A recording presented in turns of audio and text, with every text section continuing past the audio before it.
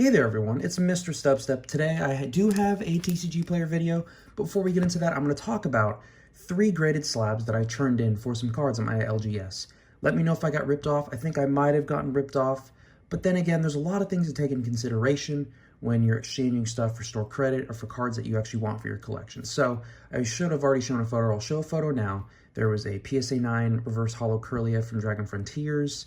I believe there was an amazing rare Yveltal in a CGC 9, and then a Curlia from Hidden Fates in 9.5 CGC.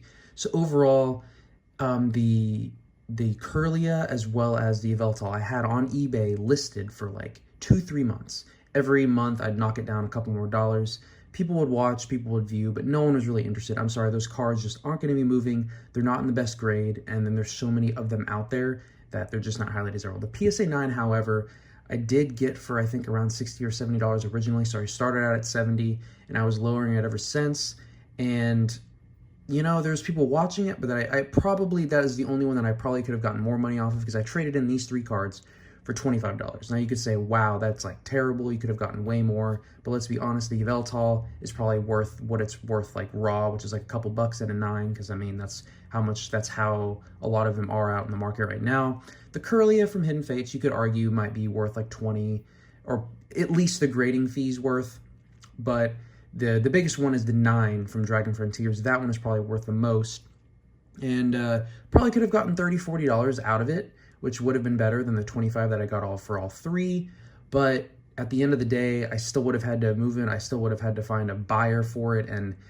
see, PSA 9 of reverse hauls of the EX era, I mean, they're just not that popular unless you're trying to do like a full master set of PSA 9s, which is even rare within the WotC era. So now it's their problem to deal with those cards. I imagine the Dragon Frontiers Curler will eventually move, but the rest I doubt they'll ever move. So $25, not very much, but it did contribute to me buying 2 of the most expensive cards from Brilliant Stars in near mint condition, which is very exciting. So we'll start out with this Umbreon VMAX. Not my favorite artwork ever. It does have Karen in the middle.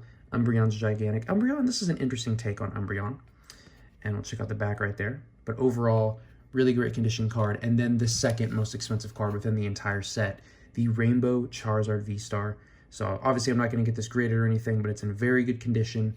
And it's now down to $75. So if you're considering getting this card, it might drop a little bit more. But I'm sorry, $75 for pretty much the highest rarity Charizard within a set. It's not a bad deal. It is not a bad deal. I get it's not the Charizard V alternate art, but it might be worth looking into. I'm not saying you have to buy it and like this is your last chance, because there's plenty of them out there. But it was moving a bit because I went there and they have like a stack of Charizard V-Star cards. And when he went to look, there's like 50 cards, but none of the rainbows. And he's like, oh man, because they usually have like 20 or 30 of every single one of these cards, at least, even the like holos and all that stuff, like WotC holos. And he was concerned. And he's like, I guess these are moving a lot, because he went to like the bin of recently purchased cards. He found a couple more Rainbow Zards, so that's one that I purchased. But they're moving a lot. So just putting that out there for your information if you're trying to collect a Brilliant Stars Master Set or collect Charizards or whatever.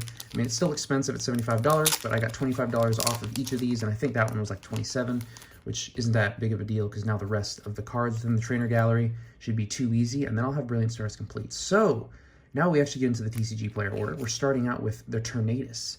So the partner that I needed with that Thunderous that I got recently. So now I should have the only 2 ultra rares within this set of emerging powers. So hopefully I can collect and finish emerging powers soon. I think we have some duplicates of some promo cards. So I'll go over these fairly quickly. I guess I just didn't do as good with ordering these cards as I thought I did. So I'll probably just list these straight on my TCG Player store, which, speaking of which, has been doing really well. I usually do it like a cent below the lowest listing on TCG Player, because I'm gonna be honest, this is a technique. I don't recommend it if you're like trying to establish yourself, because you're probably not going to get as much sales, because you'll probably just have somebody come and buy a lot of your product at once. But that's what I'm trying to do. I'm trying to move my duplicates out of here, and I'm not going to like trade nights or anything like that. And if I go to the LGS, I will get cut on a lot of the value, like I was today with the slabs, but it was just so much easier to go there with my slabs and get rid of them, because those are kind of hard to get rid of. But yeah, listing these on TCG Player, 1 cent lower, and I always list cards, like, even if they're straight out of the pack, I always just list them lightly played, just to keep it safe. I don't want any complaints. I want, 5-star ratings every time.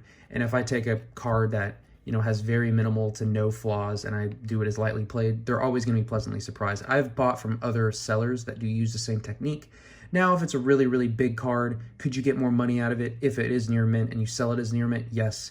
But I would say the most expensive cards that I'm selling are not over $10 because I'm not really getting duplicates of cards more than $10. So yeah, I think I have all of these already. So yeah, I'll go over them fairly quickly.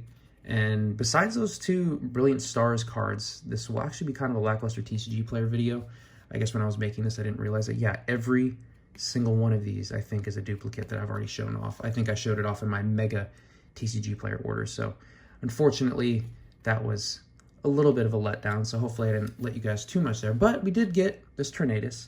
This one might even be a duplicate too. I don't know if I showed off the Tornadus before, if it was the Thunderous, but at least we have two more pieces to the Brilliant Stars set. I should be finishing up Brilliant Stars very soon, and then Fates Collide in the coming videos. So this is, fairly exciting. And then also, this is the first time I featured this Arceus playmat after opening up that premium collection. If you didn't see that video, it might be worthwhile seeing. Definitely worthwhile seeing my updated collection video for 2023. Should have been like one of my fairly recent posted videos. But yeah, that's all I have for this video. Let me know what you thought. Let me know how badly ripped off I got, how you would have done it differently.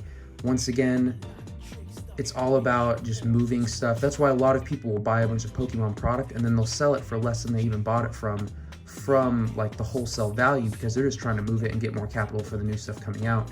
And say I get the $25 now, put it into these two cards. I mean, this is kind of a bad example, but say these cards both increase in price, then getting these cards now versus waiting until the Charizard's back up to 100 and the Umbreon's like in the $30-$40 range, then it would have been wiser to take that $25 and invest them in these now versus, holding on to the slabs.